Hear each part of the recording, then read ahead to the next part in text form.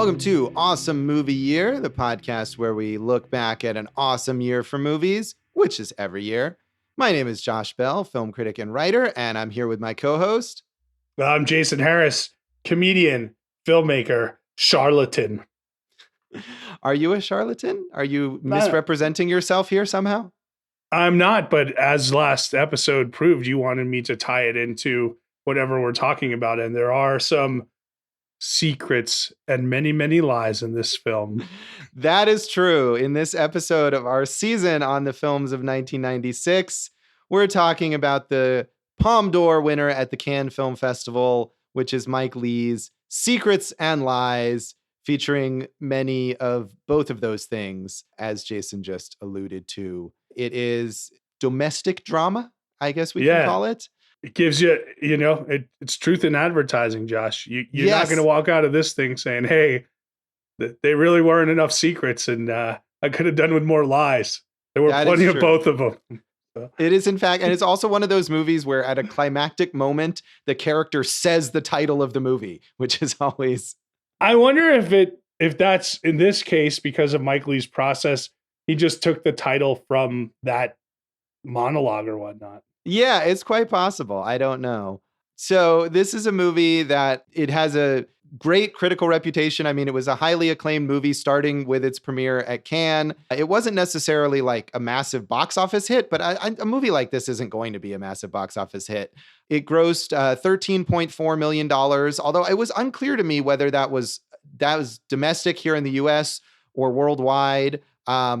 So it may have made a little more than that worldwide, and that may just be in the US, but I couldn't quite get the right figure on it. It did have a budget of $4.5 million, which is a decent sized budget for a small scale movie like this, especially in 1996. So, I mean, financially it did okay, but it wasn't a huge sensation. It was a limited release, but it was so acclaimed in addition to the Palme d'Or and also a Best Actress award at Cannes for Brenda Blethyn. It was nominated for 5 Oscars, including Best Picture, Best Director for Mike Leigh, Best Actress for Brenda Blethyn, Best Supporting Actress for Marianne Jean-Baptiste, and Best Original Screenplay, which is always interesting to me to see Mike Leigh get nominated for his screenplay, because as you were saying, his process essentially involves not having a screenplay.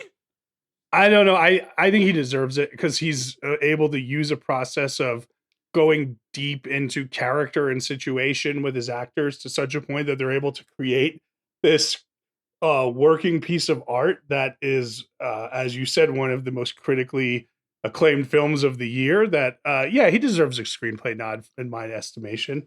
Yeah, no, I mean, I'm not necessarily against it. And he's been nominated for Oscars for screenplay on more than one occasion. And he crafts the whole structure of the movie.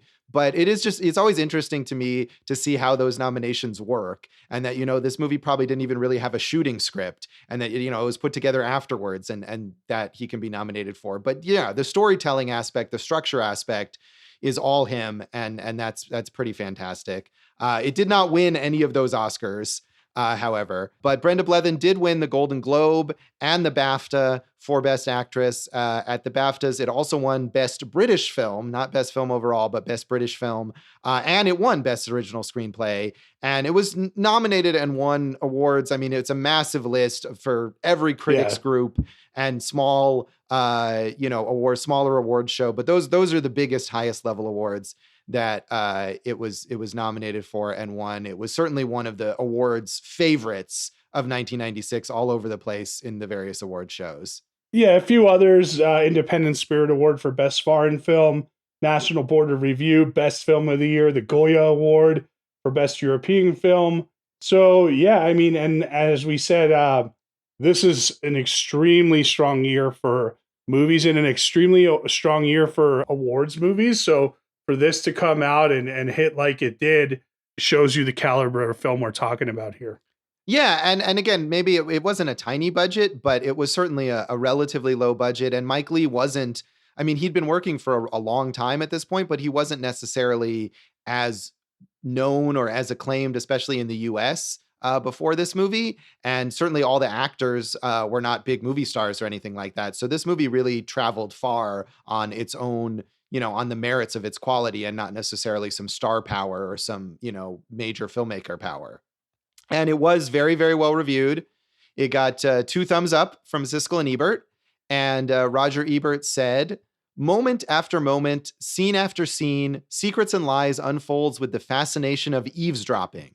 We are waiting to see what these people will do next, caught up in the fear and the hope that they will bring the whole fragile network of their lives crashing down in ruin.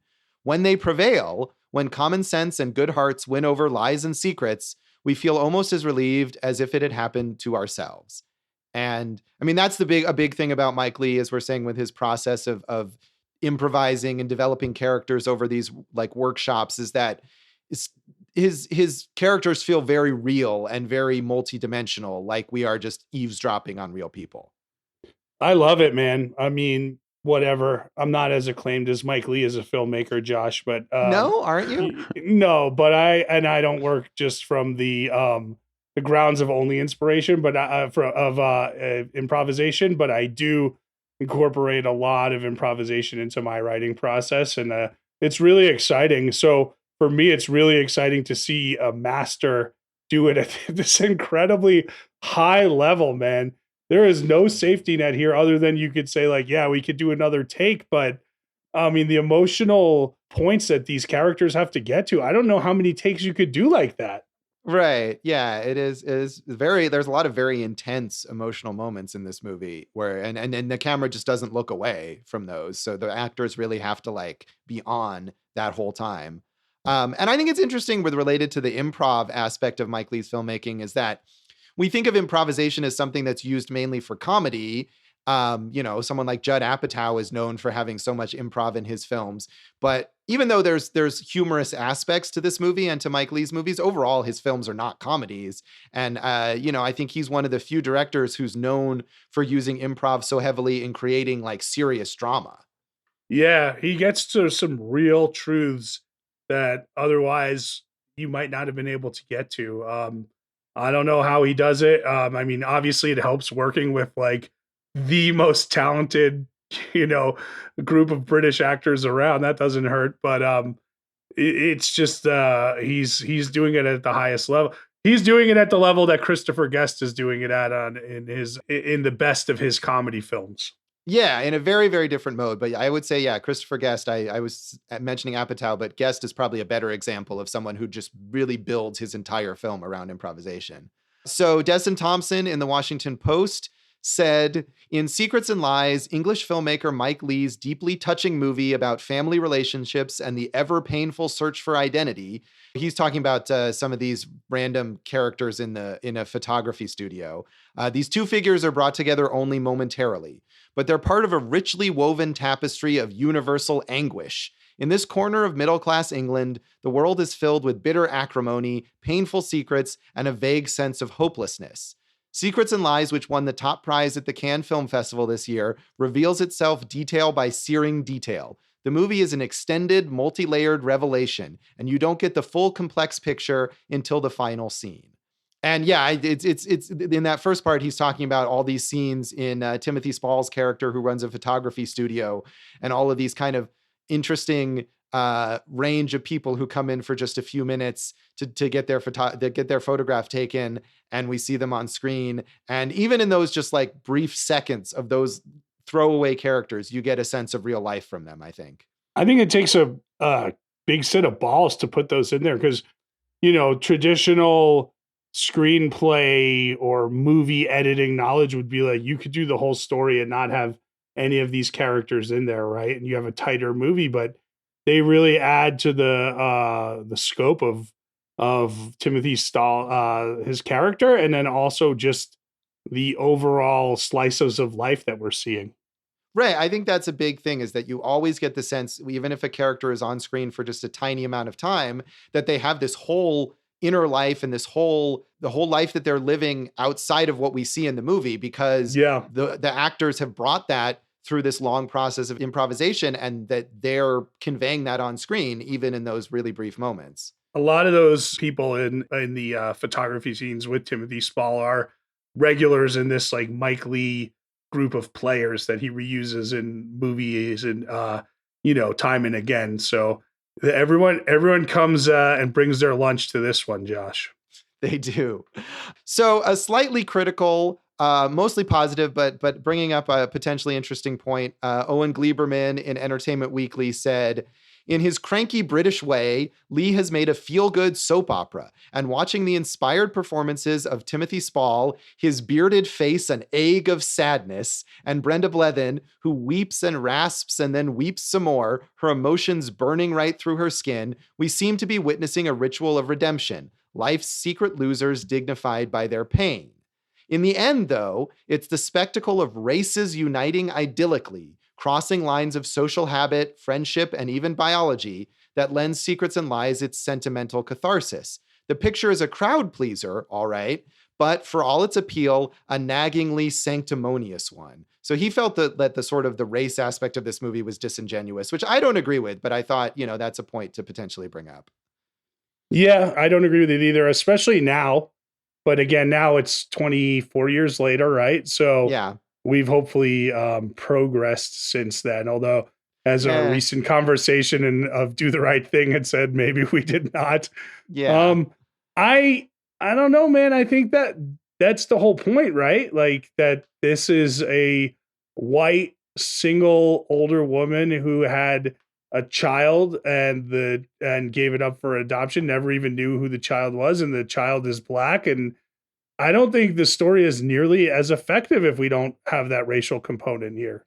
Right. No, I agree. I think the racial component works well. And I don't think this is a sanctimonious movie. I think this is a movie that underplays that aspect, that it gets across the difficulties of the sort of interracial aspect of it without beating you over the head by it, without having a big speech about it, which is certainly not something that Mike Leigh would do. So I don't necessarily agree. I just thought, it was interesting to find a perspective that while he's overall positive on the movie, he has more reservations with it than I think a lot of other people did.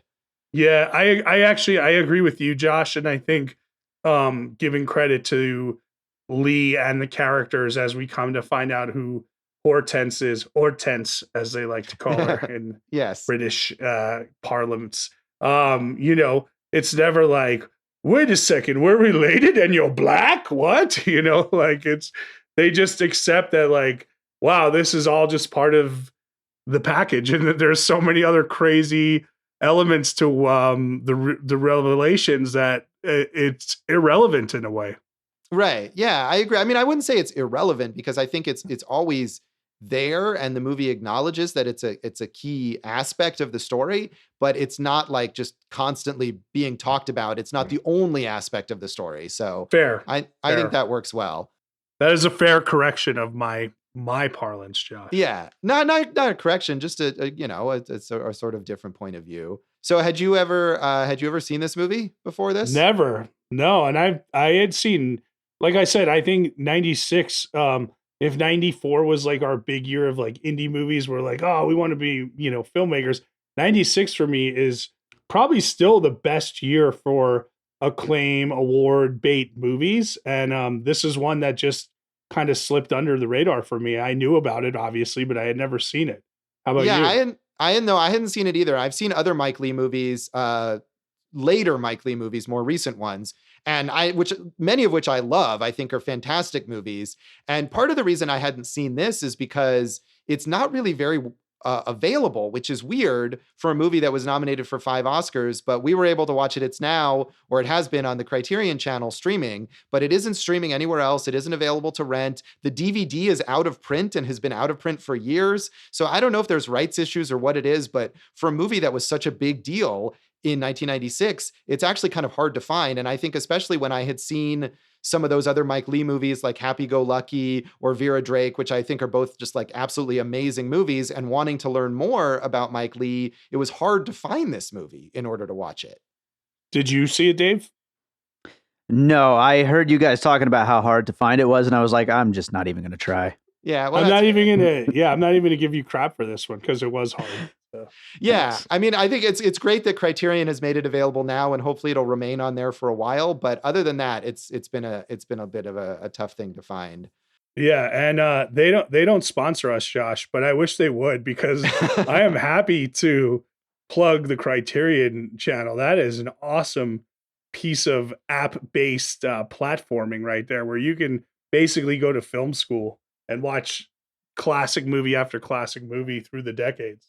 Yeah, I know Criterion is great, and it's a great resource with tons of movies. And I think a lot of movies that also like this are maybe unavailable elsewhere that they're able to get the rights to, and maybe even if it's just for a limited time, but get those movies out to a wider audience. So yes, please contact us, Criterion, and sponsor our podcast.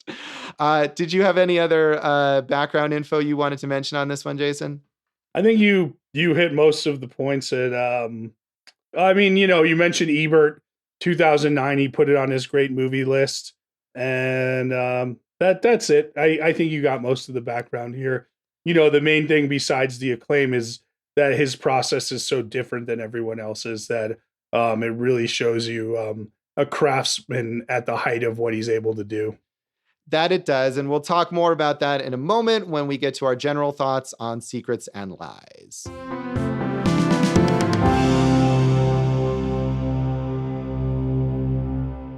Welcome back to Awesome Movie Year. In this episode of our season on the films of 1996, we're talking about the Palme d'Or winner at the Cannes Film Festival, Mike Leigh's Secrets and Lies.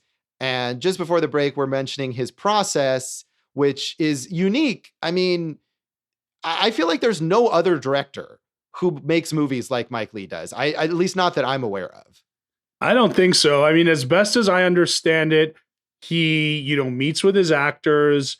They kind of workshop these characters together, and then he only gives them the breadcrumbs of what they need for each scene. So you don't know the full story. You know a beginning point, and kind of the scene that you're doing, or maybe like an overall story of where the character is going, but you don't know more than that.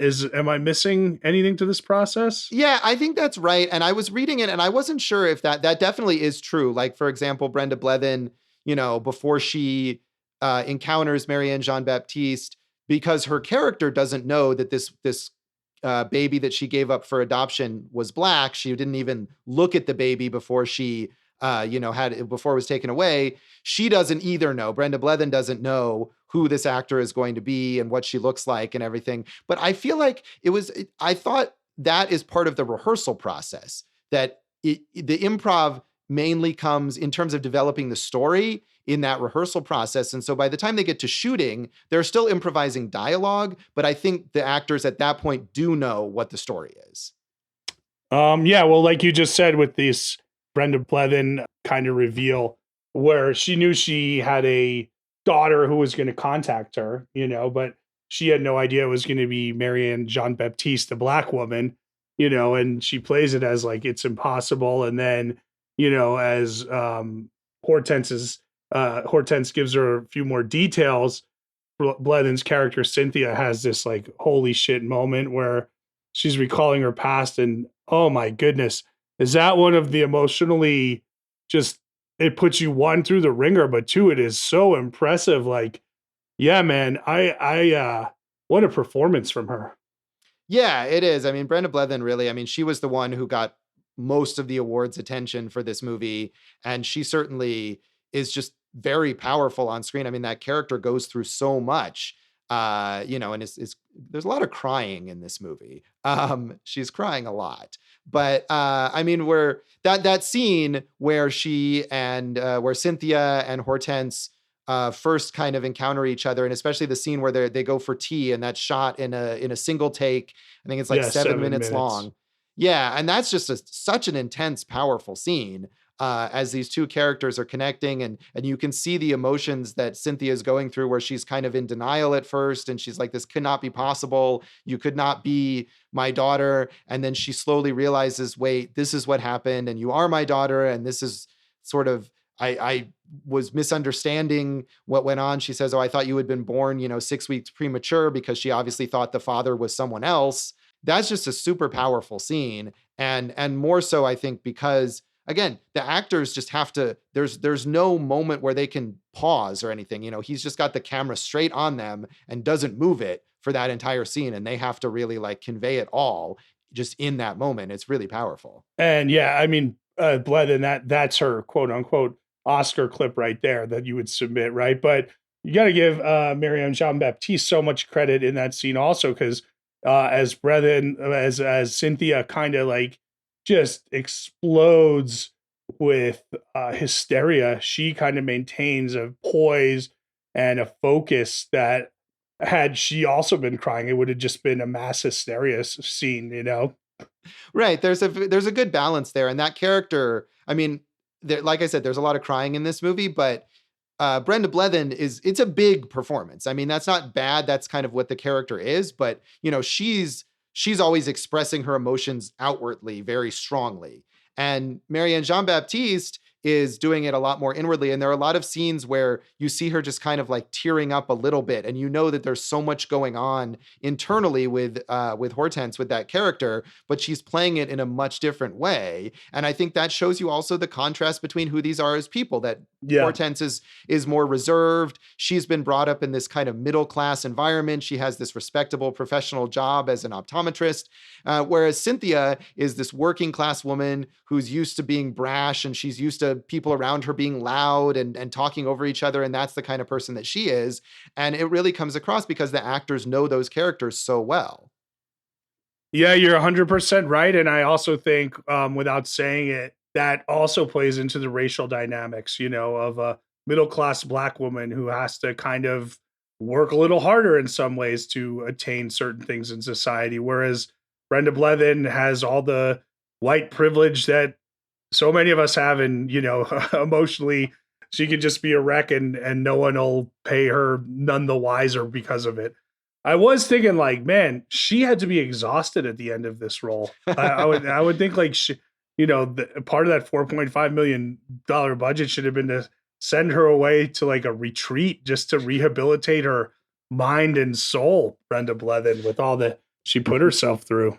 Yeah, it is a very emotionally wrenching performance, and it seems like there's just so much energy going into it. That definitely comes across there. And I think we should mention, I mean, that's the main strand of the story, and that's what this movie is known for, as being about this Black woman who seeks out her birth mother, and it turns out to be this white working class woman. But there's a whole tapestry of characters in this movie. Timothy Spall, who plays Cynthia's brother, who is also, he's kind of got this more respectable middle class existence. He's got this photography studio business that's going very well, and his wife, played by Phyllis Logan, is she at first she comes off like she's kind of a nag, almost like they don't get along, but then you see all the pain that she's dealing with as well, and all the effort that they put in to try to have a child, and that she can't because she has these severe menstrual cramps that we see her dealing with throughout the movie. So there's a whole other, I mean, you could make a movie that's just about them and their marriage that would be probably just as fascinating as this more heightened adoption story. Yeah, so Cynthia, her younger brother Morris is, as you said, Timothy Spall, who's really, really excellent also. I mean, all the acting's excellent in this movie. And basically, Morris and Monica were very close to Cynthia's daughter, Roxanne, when she was a kid. And because of the relationship between Monica and Cynthia, it seems like the families have had a falling out, but they miss Roxanne. She's about to turn 21. They want to reconnect. They invite her over. And they invite Cynthia over for this barbecue to celebrate. And, everything leading up to this is kind of like what, Cynthia and Hortense discovering their relationship, Cynthia and Morris kind of treading water with their relationship. And then, Roxanne and Cynthia, who also have a very volatile relationship, in that theme that we saw in season 2 with Margot at the wedding, of a manipulative mother who always has to, kind of put down her child to kind of, keep her dominance, I would say. So there's a lot of, just fuckery going on here, Josh. Yeah, but I think these characters are not as despicable as the characters in Margot at the Wedding. I mean, you watch that movie and you get the impression that these are all really terrible people who don't understand how terrible they are to each other. But this movie, I feel like the characters are much more likable, or much more well-intentioned. And yes, they can treat each other poorly, especially the relationship between Cynthia and Roxanne. But one thing I liked about this movie, and I think is Ebert who kind of mentions it in his review, is that things actually turn out well, that once the secrets and lies come to light and people are able to talk about things openly and honestly, they're more emotionally healthy at the end of this movie than they were at the beginning, which is sort of the opposite of what happens in something like Margot at the Wedding. Right, and also in probably British stereotypes because they're all stuffed up and don't deal with anything, right?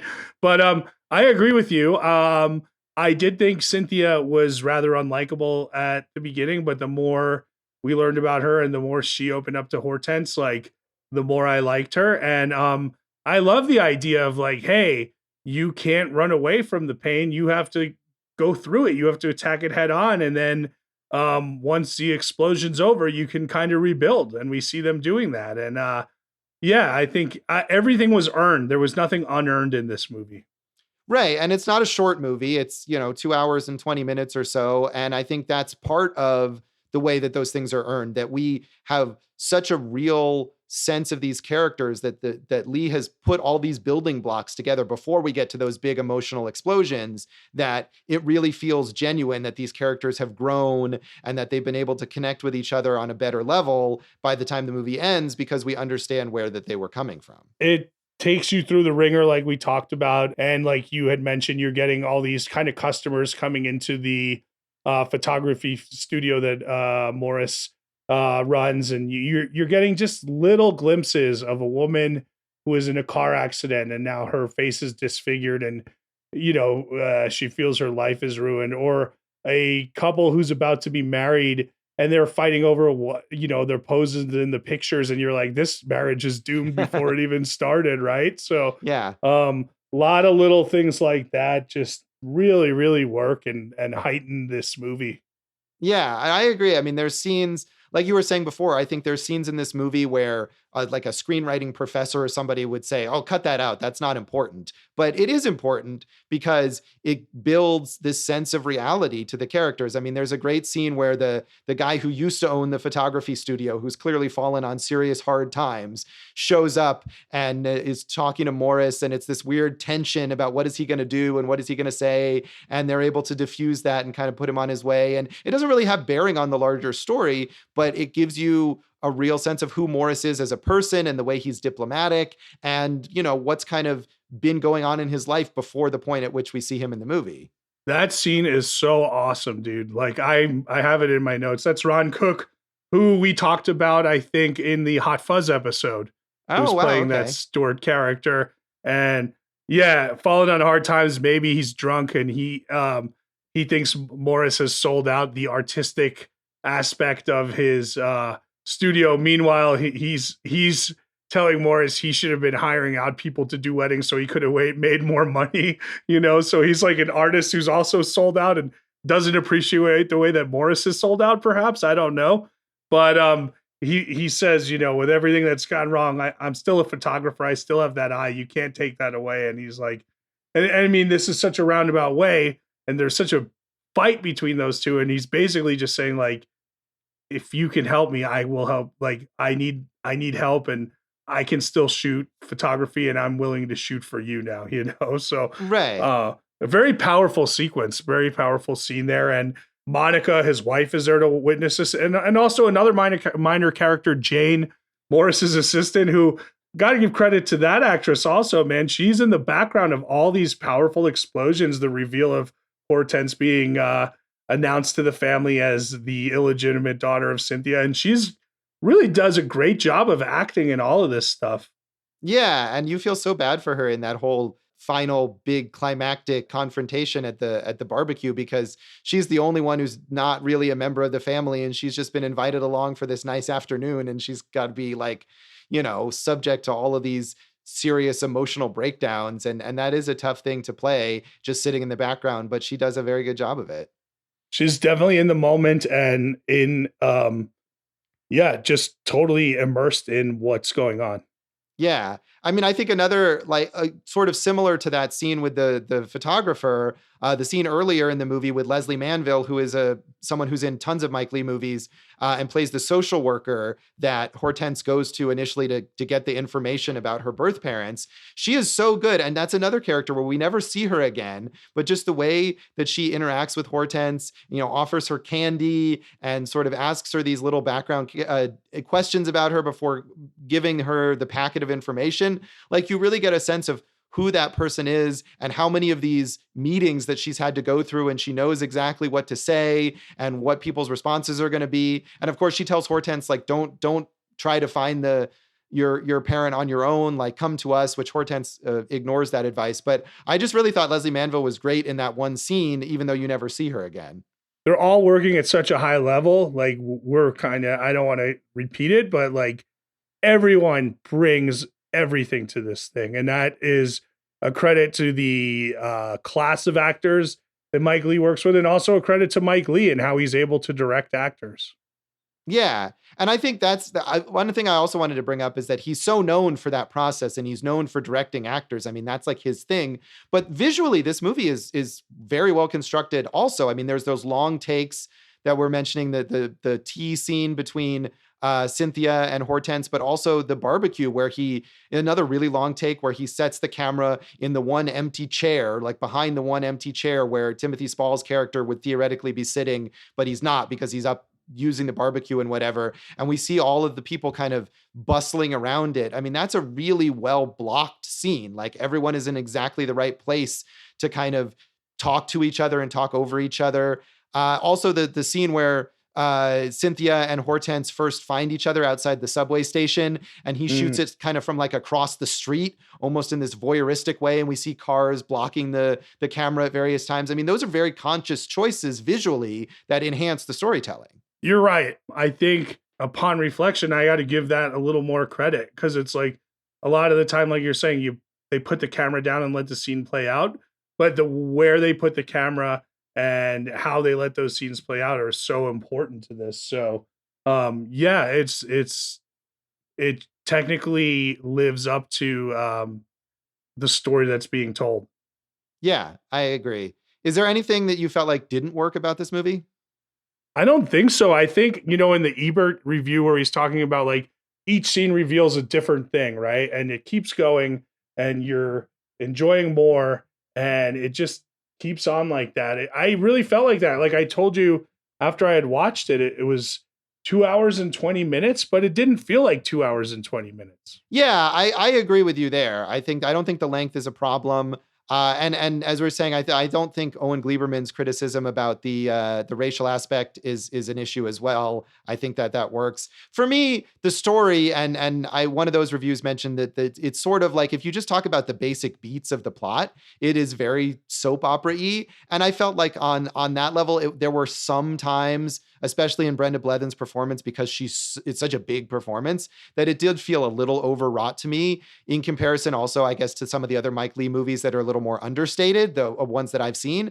So, I mean, it's not really like, it's not my favorite of his films. I didn't love it as much as I've loved some of his other movies, but that would be my only reservation about it, is that it's maybe a little soap opera-y at times. Sweetheart, why are you saying that, sweetheart? I can't say anything about that, sweetheart. Sweetheart, you just gotta go on and be you, sweetheart, okay? Don't call here anymore, sweetheart.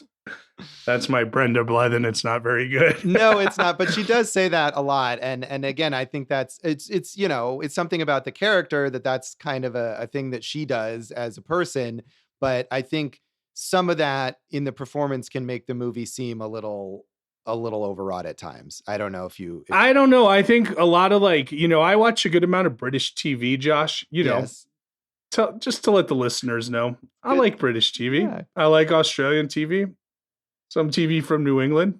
I'd like to get in on Chinese TV or Korean TV if I could. Sure. There's a lot of it. I'm a globalist when it comes to TV. Okay. Okay. But one of the things I like about British TV is sometimes you get those nice, juicy buildups and reveals. And I guess this kind of had that for me. So How about the fact that they didn't give us the one reveal that we wanted the whole time? The reveal of who Hortense's father is. Yes. Yeah, it was weird. This is actually, there were a couple moments in the movie where I thought it was implying something. And then I was like, maybe I'm wrong about that. And that was one of the moments where, so at the end of the movie, Cynthia finally tells her other daughter, Roxanne, who her father is, who she had never known. And she says he was this American medical student and that he was a nice guy. But then she woke up one day and he was gone. And Hortense says, was my father a nice guy? And Cynthia just kind of crumbles. And I wondered, especially also given her revelation in that earlier scene where she realizes, oh, she was wrong about the dates and who she thought the father was. I wondered if it was trying to imply that Hortense's father had raped her, but I wasn't sure if that was just something in my imagination. It wasn't your imagination. That was an implication I took from it, that there was some horrible situation. And that's how she had a mixed race baby, because whoever it was that had intercourse with her, this was not a consensual, happy situation. Okay, yeah. So I definitely felt that was what it was saying. And I think that works for the movie because, again, after that happens, we see that there's actually this nice peaceful relationship among Roxanne and Hortense and Cynthia, so that despite the sort of unpleasant origins of Hortense's birth, they can all find a nice middle ground and get along well. The other scene that I thought was implying something that I just think I was completely wrong about was when Morris goes to visit Cynthia. And they're kind of reminiscing about their father, and they're in the room that she's kept all just as it was before their father died, and she's kind of holding on to him and wanting him to comfort her. And they're talking a bit about Roxanne, who he's obviously always like had a soft spot for, and he and Monica have both helped Roxanne. And I was thinking at the time that it was sort of implying that there was some kind of incestuous relationship there between the brother and sister, and maybe even that it was going to go that it turns out that Morris is Roxanne's real father. And obviously none of that happened. So I think I just was misunderstanding that scene. Yeah, I think you misunderstood that one too. I do think that Cynthia is a controlling character and she wants the relationships to be all on her terms. So whatever mind game she was trying to play with him there, affectionately or otherwise, was nothing more than that. But yeah, I didn't get that. I didn't get that at all. Yeah, so and I'm glad that I was wrong. As I was watching that scene, I thought, oh God, is that the direction this movie is going into? I mean, that would really be a ridiculous soap opera twist, and I don't think that it would have been pulled off. So I'm glad I think I was wrong. Yeah, I think I can see where you could get that from, but I think it's more of like Morris and Monica probably had to take care of Roxanne a lot because one, Cynthia didn't have resources, and two, she was not the most responsible person, right? So right. Maybe that's where it was that was the kind of line that wasn't said, but the implication could have been. Yeah, I think you're right. And I think there's definitely that implication that she resents them having taken care of her daughter when she maybe wasn't able. And Roxanne loves them and is affectionate towards them, where she's more sort of resentful and antagonistic with Cynthia. And I think that all does come across. I just, maybe was seeing things that weren't there, which isn't, that's my fault. No, that's okay. I mean, how many times have I misinterpreted something I'm sure that you've been like, no, dude. But, what about when they are over at Morris and Monica's, and Cynthia lays it on pretty thick with like when Monica's giving him the tour and she's just like, oh, you spent money on this and you spend money on this. Like she really tries to dig her claws in. And I thought maybe that was a little much, but who am I to say? If Mike Leigh and Brenda Blethyn were all for it, then who am I to say otherwise? Yeah, I do agree that maybe those class resentments are portrayed in a slightly heavy-handed way at certain moments during that house tour, where Cynthia has this clear resentment for the fact that she's got this working class existence and her brother has managed to do well for himself and has pulled himself up into this upper middle class place. And especially that she resents Monica his wife. And I think part of that, it goes along with what we were talking about before about she resents that Roxanne maybe loves them or respects them more than she respects Cynthia. So it's all bound up. And I thought it was interesting that while she clearly resents the middle class excess of Morris and Monica, she admires it in Hortense, because Hortense obviously also has done well for herself, makes money, and she has this nice apartment, and Cynthia's kind of bragging about that, like, oh yeah, she has her own flat and she owns it and all this stuff. So she sees that as positive. And so I think that's an interesting window into her character in a way as well, because it shows that the way she views this daughter versus the way she views the brother that she felt like she had the responsibility for and had to sort of raise when they were children after their mother died. So I agree with you. I mean, she definitely feels like Hortense dodged a bullet by not having to be her daughter and everything. And she is happy that she was given a much better life than she would have had had Cynthia kept her. The only other point I wanted to make is, to me, that was the turning point where I really started going from disliking to liking Cynthia, was seeing her relationship with Hortense grow and bloom. And you see this other side of the character and a much more caring and open and even some carefree side to her also. So I thought that was nice. It gave that character a few more dimensions to play she with. really blossoms when, at first she's like in denial and she doesn't even want to talk to this person and she hangs up the phone. But once she opens up herself to being willing to have a relationship with Hortense, it seems to soften her as a character and bring out another side of her that is much more likable. And I think Brenda Blethyn conveys all of that and that sort of complexity, that she still has these other aspects to her character, but it shows us another side of her there. So I agree that is a nice turning point in the movie. So should we give this one a rating out of 5 secrets and or lies? We should give it a rating out of secrets and or lies, but are they going to be secrets and lies or secrets or lies? Well, that was why I said and or, either way. It's, we can't, because if it's both, then maybe it has to be 10 instead of 5. Yeah. 4. Well, any way you slice it, it's 4 for me. Yeah. I think originally I probably had it at 3.5, but upon further reflection, it's 4. And that extra half is for the mastery of the craft and storytelling. Yeah, I think I'm going to stick with 3.5. It's not, like I said, my favorite of his work, but I think it is a really strong movie, and I definitely liked it, and it was powerful. But there's maybe other movies where I feel like his whole approach comes together a little better. But I definitely liked it quite a bit. Yeah, well, this one definitely made me want to see more of his movies. So and you should, and that is a perfect segue to talking about the legacy of Secrets and Lies, which we will do when we come right back.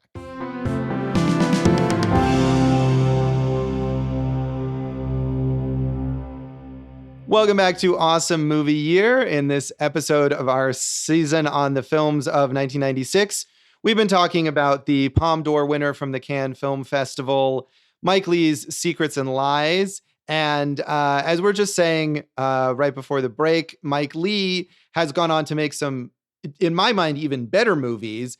And I think part of the legacy of this, because it got so many Oscar nominations and it got so much attention, was elevating Mike Leigh to like this major figure where any movie that he makes is a big awards contender.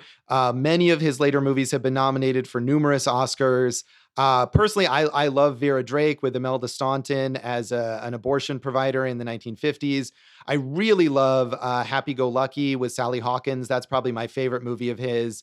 And I like Mr. Turner a lot as well, his biopic on JMW Turner, which stars Timothy Spall from this movie. So have you seen other Mike Leigh films, Jason? I haven't, man. A blind spot for me here. I have to admit it. Josh, I do have good news for you, though. Yes, please. The Cannes Film Festival just called. You just won their Palme d'Or. Oh, you've been sitting on that one for the whole episode, have you not? No, I haven't. I should see more Mike Leigh movies. That's the point I'm trying to make. You should. No, you should. And I would recommend especially Happy Go Lucky, which is, a much lighter film, but also has that great character detail to it. And of course, one other thing that Mike Leigh is known for is working with the same group of actors over and over. As we mentioned, there are a lot of the little cameos in the photography studio are actors who've worked with him on multiple occasions. Timothy Spall is someone that he worked with again and again. And I mentioned Mr. Turner, which got Timothy Spall an Oscar nomination for Best Actor. And he's fantastic in that, in a very different kind of role than he plays here in Secrets and Lies, playing JMW Turner, the painter. I also want to mention another, like, acting wise, Leslie Manville, who works with Mike Leigh a lot. She's best known, however, for not a Mike Leigh film, but for her Oscar nominated performance in Phantom Thread, which I think, she was working for decades. And that was finally a thing that got her that wider acclaim, which I like that movie. Are you a fan of Phantom Thread, Jason? Still haven't seen it. All right. Well, we're just going through things that Jason hasn't seen. Usually I've seen most of the things, but admittedly, some things I haven't seen, Josh. Some things you haven't seen. That's a horrible admission to make. But I want to tell you one thing that I thought this was influential on. Here's something I have seen, Josh. Okay, yeah. Have either of you ever seen the limited series National Treasure? No, not the Nicolas Cage movies. The British little limited series National Treasure. I have not seen that. No. Okay, they're super acclaimed. They're 4 episodes. I think you can find them both on Hulu. The first one is about a famous comedic actor who is being accused of I would say rape, molestation, all this stuff, and he's fighting to prove that he's innocent. And there's all these questions if he is innocent or not, and it plays out really well. And the second's about an adopted black girl who gets murdered, Oh. And it's the writer is Jack, what's his name? You know his name, Jack Thorne. Very good writer. I think he's an amazing writer. So I thought this was a very clear link between the influence of Mike Leigh's kind of movies and stories on Jack Thorne. And I would recommend National Treasure, not the Nicolas Cage movies. I'll have to check that out. Yeah, I mean, I think Mike Leigh, as much as this movie, brought him to wider attention, especially in the US, he's like an institution in the UK. And so I'm sure, and he's been working, he started out in TV movies in like the 70s. And, so he's been working steadily for almost 50 years now. And I'm sure he's got a massive influence on a whole generation of filmmakers and TV creators in the UK. I'm sure that's not the only example of Mike Leigh influenced TV series.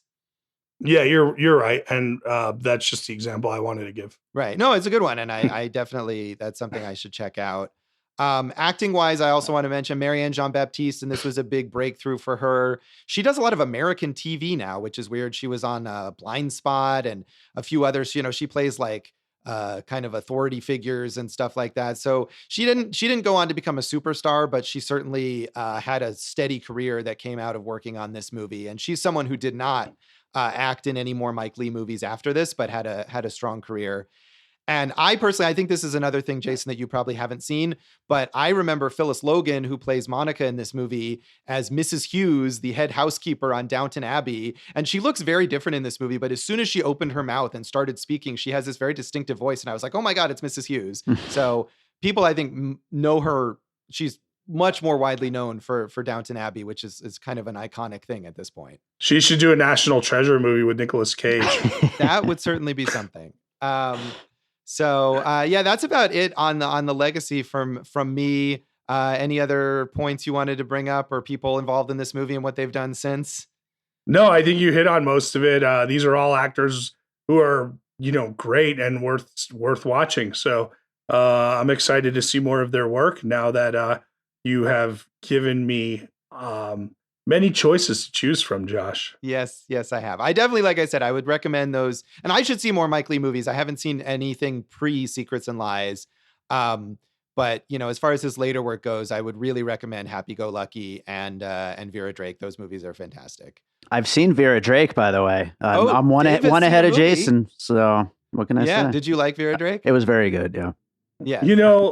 For the most part, as you guys know, every episode, I've seen so many different things, and I'm bringing, little gems like the National Treasure limited series to the table. But yeah, you caught me this week. There's a lot of British films I need to catch up on. No, Okay, that's okay. Dave, I admit it. It was That's more my of- secret, and it's not a lie. It's not a lie. There you go. Yes, thank you. I was more pointing out that Dave, who often doesn't see the things that we've talked about, had seen something. So more points to Dave. All than taking away from right. you, Jason. But that's okay. We'll forgive your blind spot on Mike Leigh, and we'll move on. So No, the best thing I can say is that like this movie made me want to go watch more of his stuff. Like that's great. yeah, that is great, and that's a great thing to have when you see a movie and you discover a whole new world of other movies that are now open to you. I think that's a wonderful thing. Yeah. So that is Secrets and Lies, and that's this episode of Awesome Movie Year. You can follow us on social media. You can. I'm at Jason Harris Comedy on Facebook and Instagram. I'm at J Harris Comedy on Twitter, and go for Jason.com in the running for best website ever. Still, we're at awesomemovieyear.com, Awesome Movie Year on Facebook and Instagram, Awesome Movie Pod on Twitter. I am at joshbellhateseverything.com and Josh Bell Hates Everything on Facebook, and at Signal Bleed on Twitter. And listen to our producer David Rosen's awesome podcast, Piecing It Together. You can find Piecing It Together wherever you listen to podcasts, and follow us on social media at Piecing Pod. And don't forget to join our Facebook group, Popcorn and Puzzle Pieces. So, Jason, what do we have for our next episode? Well, Josh, we have the documentary episode of 1996, and honestly, it could be the documentary episode of a couple other years too, because it is the first in the trilogy of the Paradise Lost series, and it is influential, important, riveting, and difficult to watch. And there are many secrets and lies in there. That is a very apt characterization of that movie. So tune in next time for Paradise Lost, and thanks for listening to Awesome Movie Year. Thank you for listening to Awesome Movie Year. Make sure to follow Awesome Movie Year on Facebook, at Awesome Movie Pod on Twitter, and at Awesome Movie Year on Instagram. And if you like the show, review us and rate us with 5 stars on Apple Podcasts.